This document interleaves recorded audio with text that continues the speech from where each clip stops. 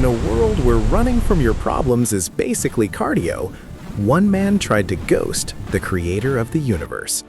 He really said, "If I can't see the assignment, maybe it can't see me." Bold strategy.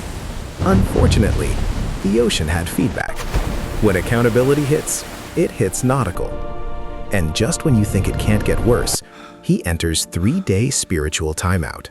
No Wi-Fi, just consequences. He delivers the shortest sermon in history, and it actually works. But when mercy goes viral, he spirals over a leaf. This movie, discover the only villain harder to defeat than a whale is your own ego. Airplane mode doesn't work on omniscience.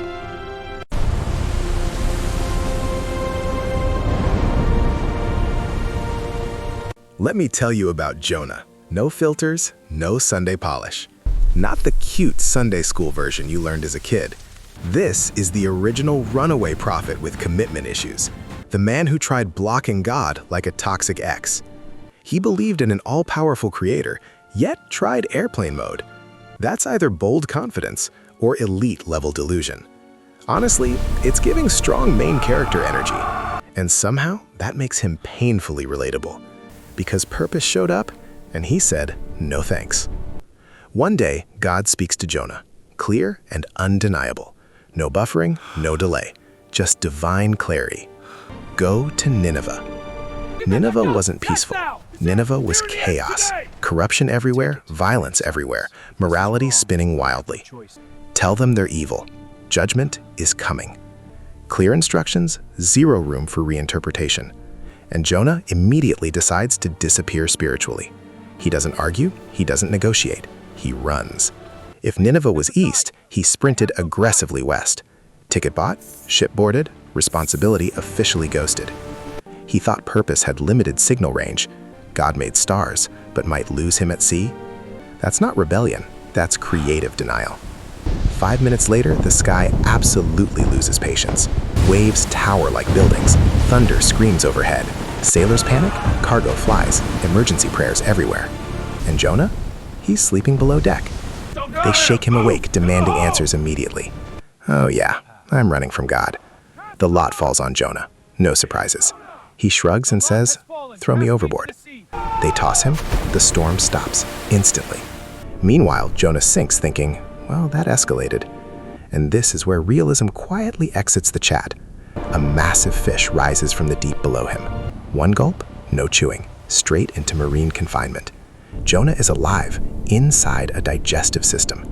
3 days, no sunlight, no distractions, just consequences.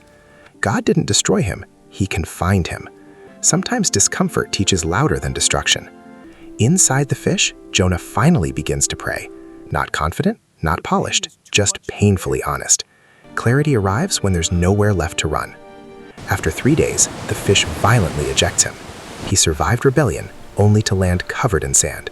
God speaks again. Same message, no adjustments. Purpose doesn't expire just because he ran. He enters Nineveh with zero enthusiasm.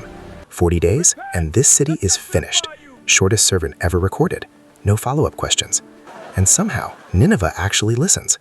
People fast, they repent, panic becomes humility. Even the king steps down into ashes. Animals included, yes, even the cows. Judgment canceled, mercy unexpectedly activated. And Jonah is furious. He storms outside like a tweet that flopped. I knew you were merciful, that's the problem. He wanted consequences, not compassion. Grace offended him more than evil ever did. God grows a plant to shade him gently. Finally, Jonah feels relief, temporary relief. Then a worm quietly destroys the plant. Shade gone, sun blazing, Jonah spirals instantly. He didn't cry for the city, just a leaf. You care about the plant, but not the people?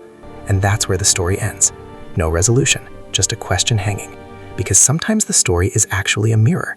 If Jonah lived today, he'd start a podcast. Episode title, Why Nineveh Deserves It. He'd monetize outrage and call it justice. But mercy going viral would cost followers, because outrage sells better than forgiveness. Jonah isn't ancient, Jonah is current. Running from responsibility doesn't delete the assignment. Discomfort sometimes redirects more than punishment.